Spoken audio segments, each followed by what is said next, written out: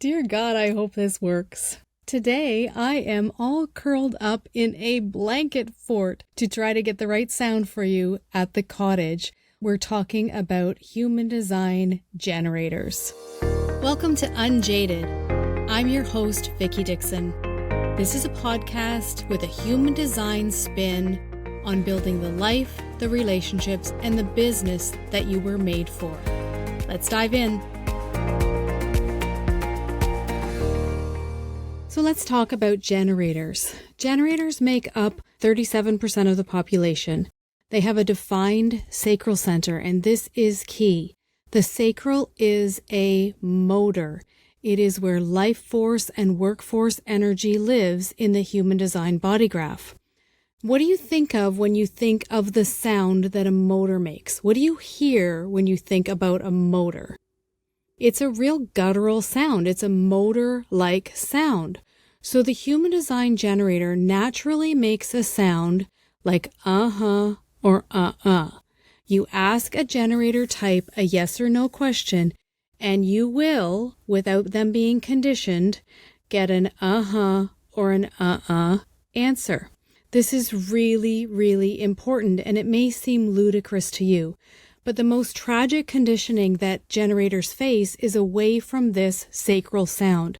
The sacral is a compass. If you are a generator, your sacral center is your compass.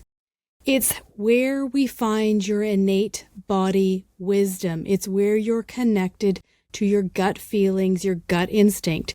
And we walk around thinking that everyone has this gut instinct, and they don't. Only sacral beings really and truly have this connection. So the trouble is the conditioning comes in with children, right? When we are kids, our parents want us to be polite.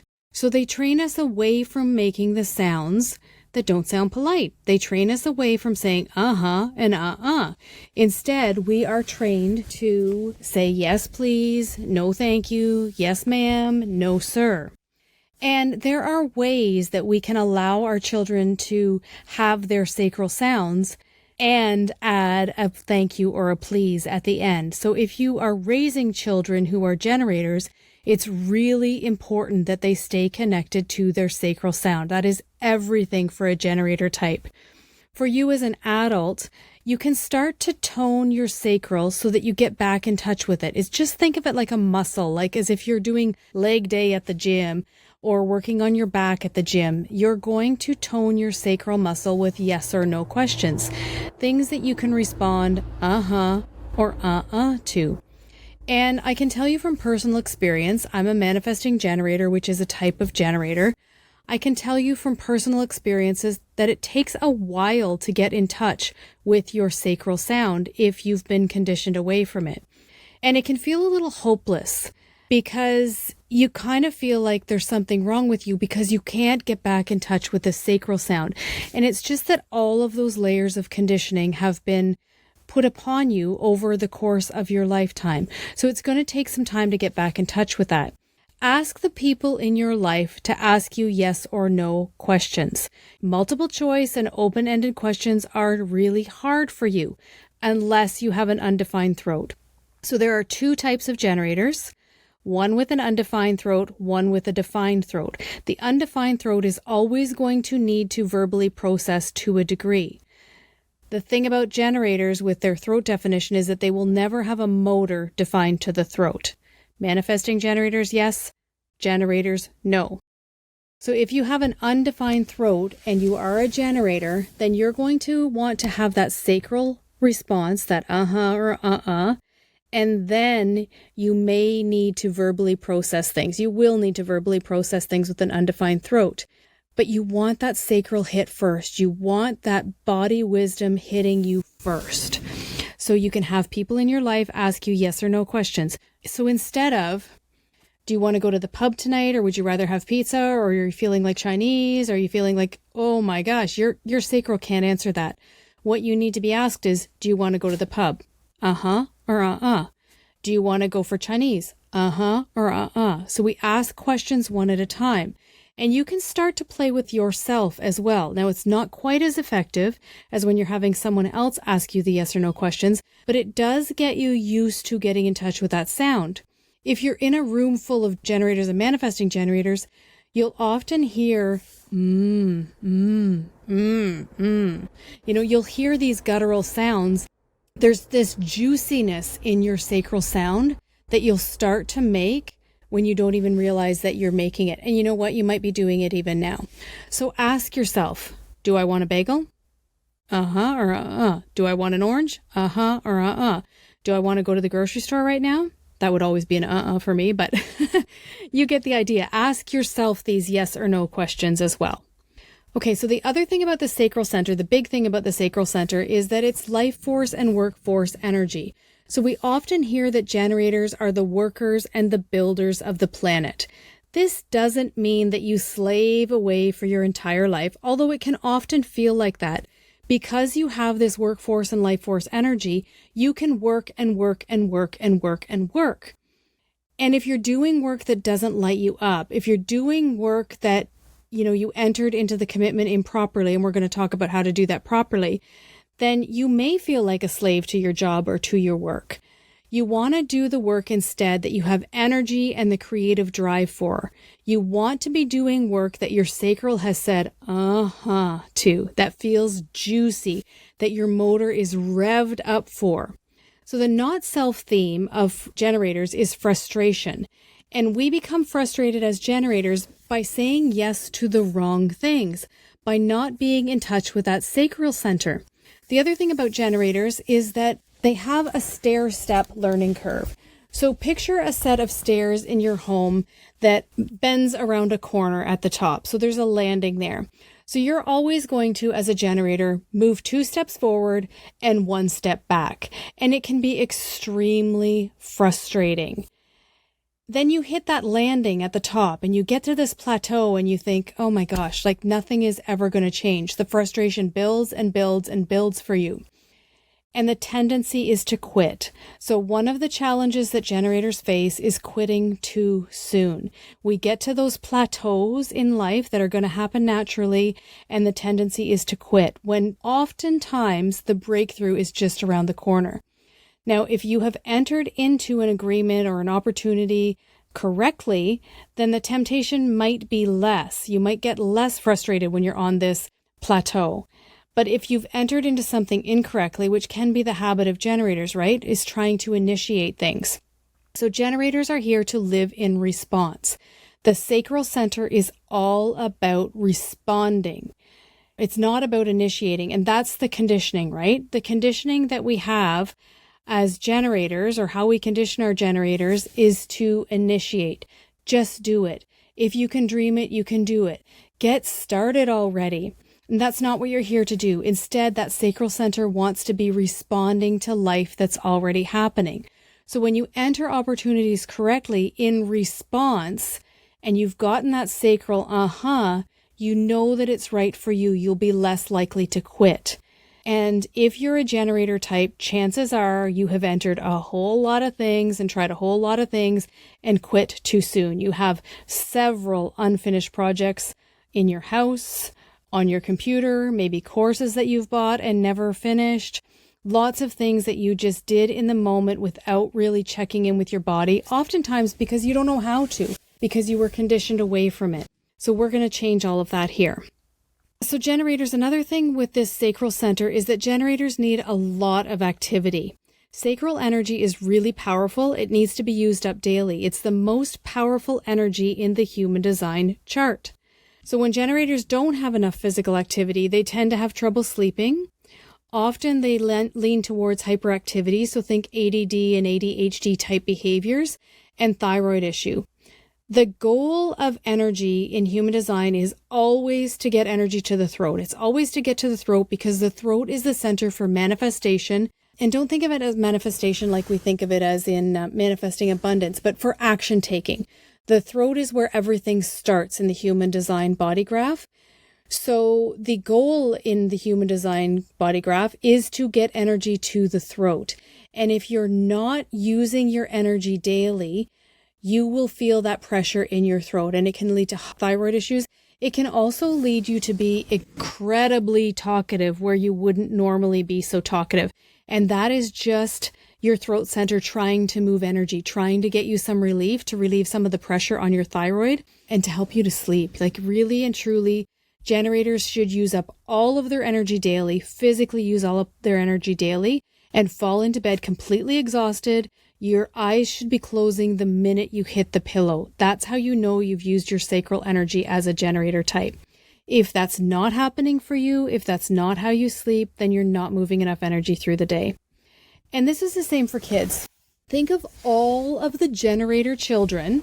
So 37% of the population are generators and 33% are manifesting generators.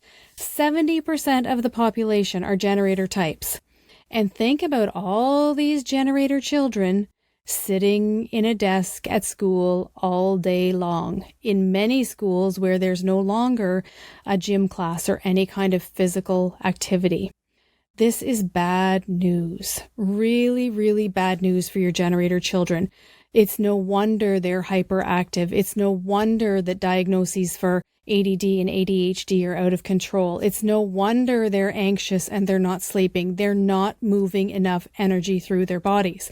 So if you could change one thing, not only for yourself, but for your generator child, it would be to get them moving. Move, move, move, move, move. That's what generators need. So the other thing about generators, I keep saying the other thing, there's lots of things about generators that we're going to talk about, is that you have a big enveloping aura. You draw the right people, the right places, and the right things to you when you're living your strategy, which is to live in response.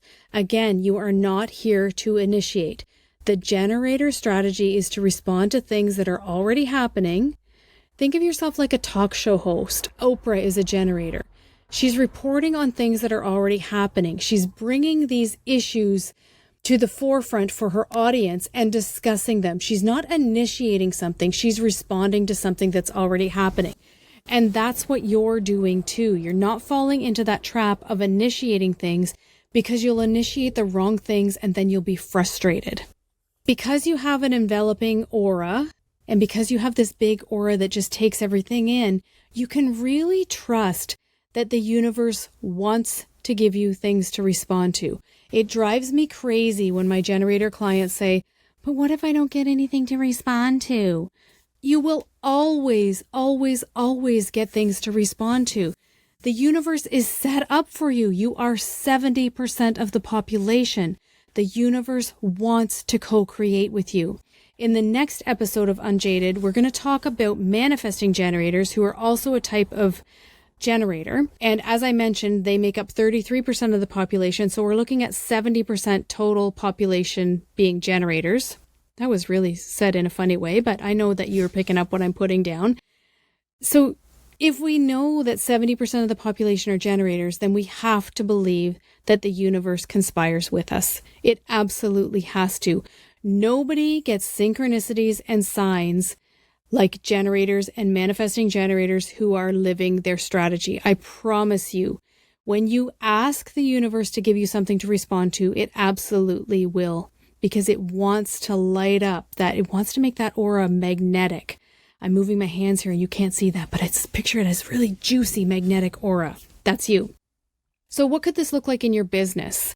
Let's say that you have scheduled time, you prefer time blocking in your business, and you've scheduled time in your day to create social media content. You've blocked off 3 hours and you're ready to really dive in and get a bunch of posts ready. So you walk into your home office and you sit down at your computer and you stare at the blank screen for 15 minutes. You get up, fold the laundry, get a drink, sweep the floor, head back into your office and stare at the screen again. That's because you're trying to initiate, and initiating is not for you. Instead, it's a really great idea to keep a bank of things that you have responded to. So you can keep notes in your phone, you can do voice memos to yourself. My very favorite thing is a Trello board. Whenever you see something that sparks your interest and that lights you up, that your sacral is a juicy, whenever you see that, you want to get it on your list. Take a note of it in your phone, put it on your Trello board, write it in your notebook. It doesn't matter what it is. One of the things that I will do often as well is if I get an email newsletter and there's an article, or if I'm on Buzzsprout or something and there's an article that I really like, I'll copy the link and I just have a board in my Trello that's called For Inspiration. And I'm not ever copying anything, but there's a lot of good content out there that I have a really big sacral response to. So I will just pop the link into my Trello board, and then I know that when I'm looking for things to be inspired by, when I've got my 3-hour content creation block set aside, I can go to that list and I can look at the links that I've put in there, and I will respond to them again, and it will spark an idea in me that I can then make into several posts or an email or a blog post or whatever it is that I'm doing. You can also go and work in a coffee shop. Now, this is going to depend a lot on your variables in your human design and your definition, which are too big of a topics for this episode, but we'll talk about those another time. So depending on your definition and your variables, this may or may not work for you. But as a generator, going out of your house will give you things to respond to. Sitting at a coffee shop will give you things to respond to. Watching a show will give you something to respond to. Scrolling even on your social media will give you something to respond to. Just make sure that you give yourself a time limit so that you don't end up scrolling for that 3 hours of content creation time. Give yourself 15 minutes to scroll and see what lights you up. And now the other thing that I want to talk to you about is that you can create in the moment, and this is super magnetic. This is golden. So I know that we all love to have content scheduled out ahead of time, but the content that you create in the moment will be the most magnetic stuff you ever do. When you're fired up, that's the time that usually you're going to judge yourself. You're going to stop yourself from creating or talk yourself out of it because you don't want to come off as pushy or too radical, or it's not polished enough, or you don't have your makeup on, or whatever the reason is that you hold yourself back. The real reason is that you've been conditioned to hold yourself back and to not respond because you may see it as reactive, consciously or unconsciously. But let me tell you, there is gold in that. When you show up in the moment responding to something that you are getting the sacral hit to respond to, that's your gift. That's when your people will love you the most. So I'm going to close this episode out now and give you 3 things that will make a difference to your generator life. Number 1, tone your sacral. Yes or no questions. Get your sacral all juiced up. Number 2, respond to life around you. Catch yourself when you go to initiate and, check yourself before you wreck yourself. Pull yourself back and instead allow yourself to be in response to life that's happening around you. And number 3, move your body every single day. If you don't yet have your human design chart, there's a link in the show notes to download that for free on my website. It's vickydixon.com. There's also a free human design for business guide link there that gives you some strategies as a generator for creating content and showing up in your business. And in the next episode of Unjaded, we'll be talking about manifesting generators. Stay tuned.